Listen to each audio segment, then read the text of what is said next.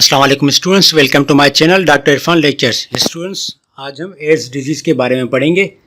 इस लेक्चर में हम जो चीज़ें कवर करेंगे उनकी लिस्ट यह है, आप देख सकते हैं स्क्रीन पे। सबसे पहले हम देखेंगे कि एड्स है क्या, इसकी डेफिनेशन पढ़ेंगे। उसके बाद हम देखेंगे एड्स के कौन से काजेज हैं। उसके बाद हम जाएंगे कि एड्स किस तरह फैलती है, उसकी ट्रांसमिशन क्या है, इसके रिस्क ग्रुप्स कौन से होते हैं, इसके साइंस एंड सिम्टम्स कौन सी हैं।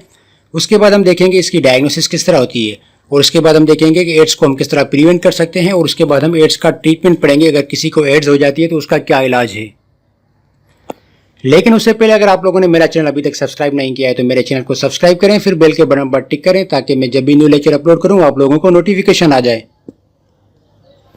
तो आइए शुरू करते हैं। सबसे पहले हम देखते हैं कि एड्स है क्या, इसकी डेफिनेशन पढ़ते हैं। सबसे पहले मैं बताऊंगा कि एड्स का जो फुल फॉर्म है वो है acquired immuno deficiency syndrome. Students, जिस इंसान को भी एड्स हो जाती है तो उसका इम्यून सिस्टम बहुत ज़्यादा वीक हो जाता है, इतना वीक हो जाता है, इतना कमज़ोर हो जाता है कि उसको एक डिजीज़ के साथ बहुत ज़्यादा डिजीज़ हो जाती हैं। तो इसीलिए क्योंकि उसका इम्यून सिस्टम वीक है तो उसमें अगर कोई भी इन्फेक्टेड आर्गन जाता है तो उसके खिलाफ उसकी बॉडी फाइट नहीं कर पाती, जिसकी वजह से उसको बहुत ज़्यादा बीमारियाँ हो जाती हैं। इसीलिए हम इसको सिंड्रोम कहते हैं, ना कि disease. Acquired immuno deficiency syndrome.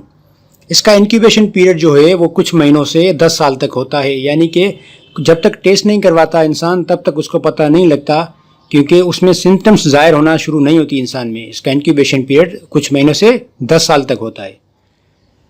Report के मुताबिक HIV के अभी तक दुनिया में 37.9 मिलियन इन्फेक्टेड पीपल हैं, यानी कि 37.9 मिलियन लोगों को HIV है, और अभी तक HIV की वजह से 25 मिलियन लोगों की मौत हो चुकी है। अब हम देखते हैं कि HIV किस वजह से होती है। अब हम देखते हैं कि जो एड्स है वो किस वजह से होती है। एड्स जो है HIV वायरस की वजह से होती है, जिसका फुल फॉर्म है human immuno deficiency virus. HIV के दो टाइप्स हैं, HIV वायरस 1 और HIV वायरस 2। ये आपके सामने फिगर है HIV की, देख सकते हैं। अब हम देखते हैं कि इसके रिस्क ग्रुप कौन से होते हैं HIV इन्फेक्शन के। वो लोग जो सेक्स वर्कर्स होते हैं और उनसे अगर कोई सेक्सुअल इंटरकोर्स करता है तो उसको अगर HIV है तो दूसरे हेल्दी इंसान में भी उसको HIV यानी कि एड्स हो जाएगी। जो ट्रांसपोर्ट वर्कर्स होते हैं वो भी रिस्क ग्रुप पे होते हैं, क्योंकि वो महीनों तक अपने घर से, अपनी फैमिली से, अपनी बीवियों से दूर होते हैं, इसीलिए वो कहीं दूसरी सेक्सुअल इंटरकोर्स करते हैं तो उनको भी HIV होने के चांसेस बढ़ जाते हैं। दूसरे हेल्थ केयर वर्कर्स, क्योंकि ये लोगों का इलाज करते हैं, हर वक्त फ्रंट लाइन पे होते हैं। अगर किसी को HIV है तो हेल्थ केयर वर्कर को भी HIV हो सकता है। मिलिट्री और पुलिस को भी HIV होने के चांसेस बढ़ जाते हैं। तो ये सारे हमारे पास रिस्क ग्रुप हैं HIV इन्फेक्शन के। इन लोगों में HIV होने के चांसेस बहुत ज़्यादा हैं। अब हम देखते हैं कि इसकी ट्रांसमिशन किस तरह होती है।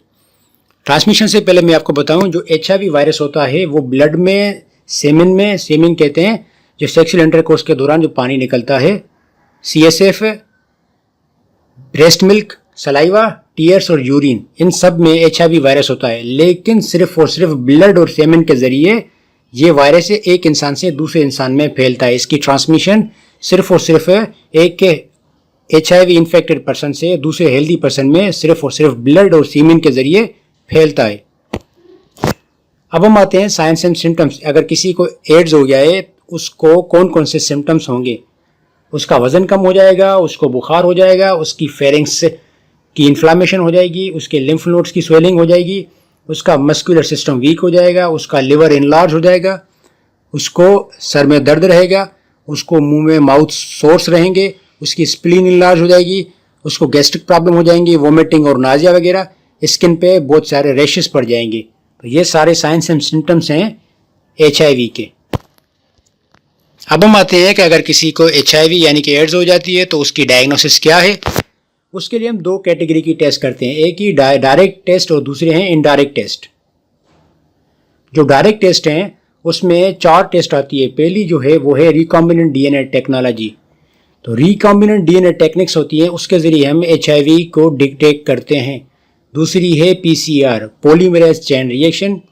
तीसरी है ELISA test, enzyme linked immunosorbent serologic assay, और चौथी है वायरल आइसोलेशन इन कल्चर।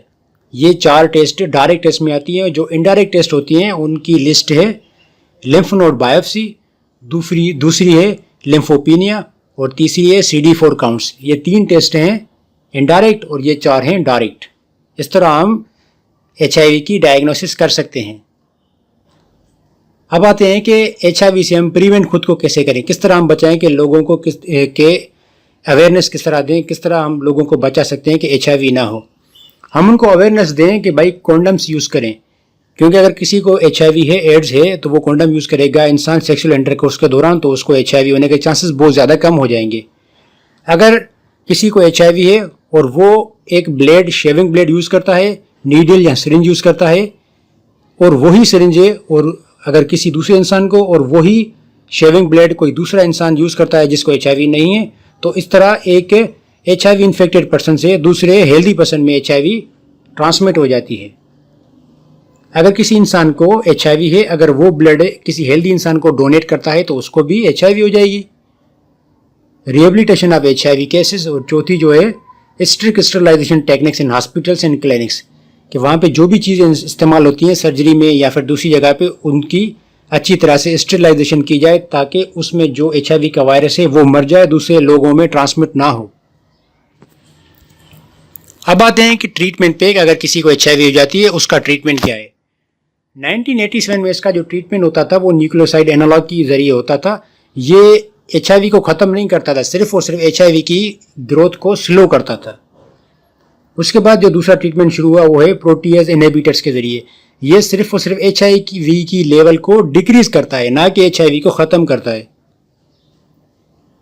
उसके बाद तीसरा जो ट्रीटमेंट शुरू हुआ 1996 में वो है NNRTIS, non nucleoside reverse transcriptase inhibitors. 2006 में एक और ट्रीटमेंट इसका शुरू हुआ, एट्रिप्ला।